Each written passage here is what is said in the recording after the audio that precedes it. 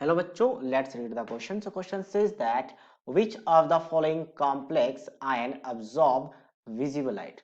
इसमें से कौन सा कॉम्प्लेक्स है जो विजिबल लाइट को अब्सॉर्ब करेगी? तो अब जब भी कोऑर्डिनेशन कंपाउंड्स होते हैं ये कलर शो करते हैं d to d d transition, मतलब एक डी ऑर्बिटल से दूसरे डी ऑर्बिटल में जब ट्रांसफर होती है, जैसे मैं मान लो कि आपका स्प्लिटिंग होता है, स्प्लिटिंग की वजह से दो सेट ऑफ ऑर्बिटल बनते हैं जिसे हम कहते हैं T2G और EG ऑर्बिटल्स।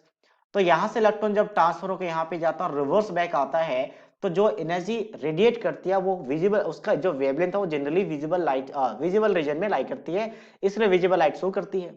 तो इसके लिए कंडीशन है कि इलेक्ट्रॉन जो डी और इलेक्ट्रॉन है वो 1 से लेकर 9 तक होना चाहिए, यानी पार्शियली फिल्ड होना चाहिए कलर शो करने के लिए, कलर शो करने के लिए।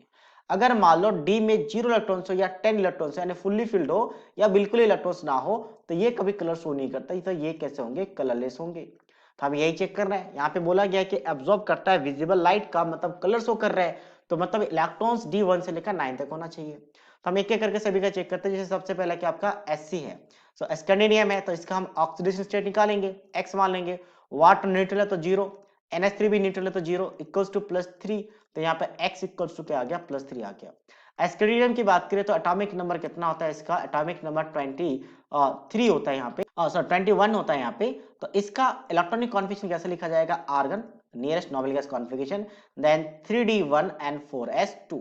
तो स्कैंडिनियम में +3 का चार्ज है, ऑक्सीडेशन स्टेट +3 है, तो यहाँ पे क्या बन जाएगा आपका? That will be equals to scandium, sorry argon, argon के बाद 3D0 and 4s0।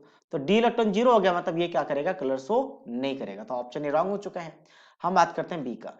तो बी के लिए फिर से क्या करेंगे? इसका टीआई का, ठीक है, तो टीआई के लिए एक्स मान लेंगे। ईएन इथाइलिन डाइएमीन होता है जो कि न्यूट्रल होता है, तो 0 आ जाएगा। NH3 भी न्यूट्रल, तो 0 इक्वल्स टू +4, ठीक है। तो एक्स यहाँ पे क्या आ गया? +4।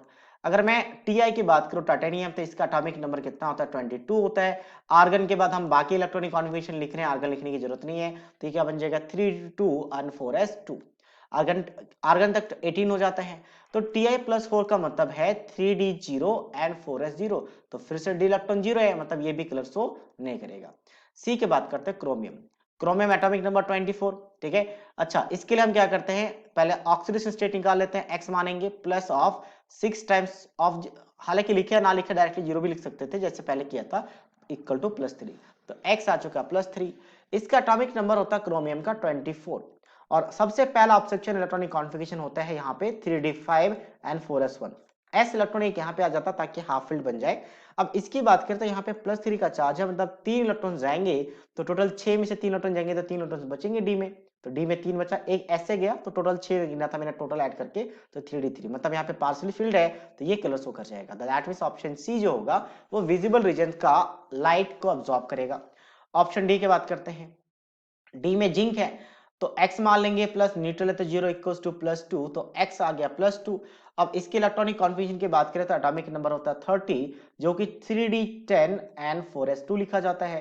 तो Zn+2 का मतलब क्या आ जाएगा आपका? 3D10। तो फुली फिल्ड है, तो ये भी कलर शो नहीं करेगा। So that means only C is the right answer of this question. So I hope you understood it well. All the best.